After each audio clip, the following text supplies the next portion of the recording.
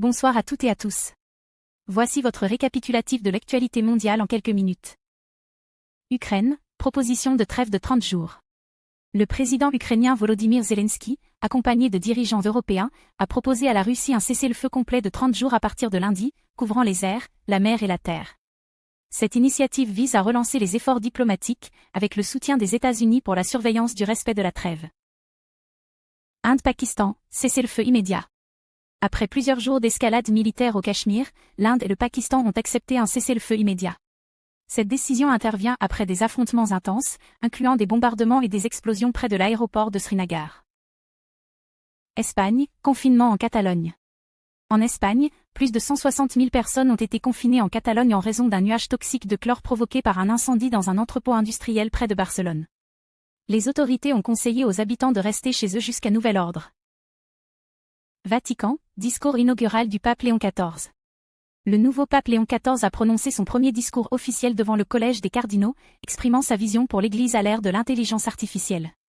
Il a souligné l'importance de poursuivre les enseignements de ses prédécesseurs tout en s'adaptant aux défis contemporains. Soudan, la guerre civile en cours depuis 2 ans a transformé Khartoum en une ville dévastée, avec environ 150 000 morts et des millions de déplacés. Proche-Orient, les Émirats arabes unis ont annoncé qu'ils ne coopéreraient pas avec le nouveau mécanisme d'aide humanitaire à Gaza proposé par Israël et les États-Unis, exprimant des préoccupations sur son efficacité. États-Unis, Moyen-Orient. Le président Donald Trump prévoit une tournée au Moyen-Orient la semaine prochaine, visant à conclure d'importants accords commerciaux avec l'Arabie Saoudite, le Qatar et les Émirats arabes unis. Blocus total.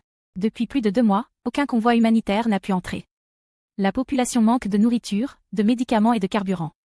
La famine menace. Crise humanitaire extrême, les Gazaouis survivent avec des plantes et des animaux sauvages. Les enfants sont en grave danger, selon l'UNICEF. 80% des terres agricoles sont inutilisables.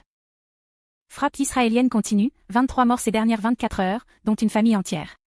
Destruction massive à Rafah et sur un marché central, 33 morts le 7 mai. Plan d'occupation totale, Israël prévoit d'occuper toute la bande de Gaza, plan dénoncé comme un nettoyage ethnique par des ONG. Tension sur l'aide, les Émirats refusent de participer au plan d'aide israélo-américain. Les États-Unis prévoient de distribuer seuls via 400 points humanitaires. Mobilisation mondiale, manifestations en Espagne et ailleurs contre les violences et le blocus, qualifiés par certains de génocide.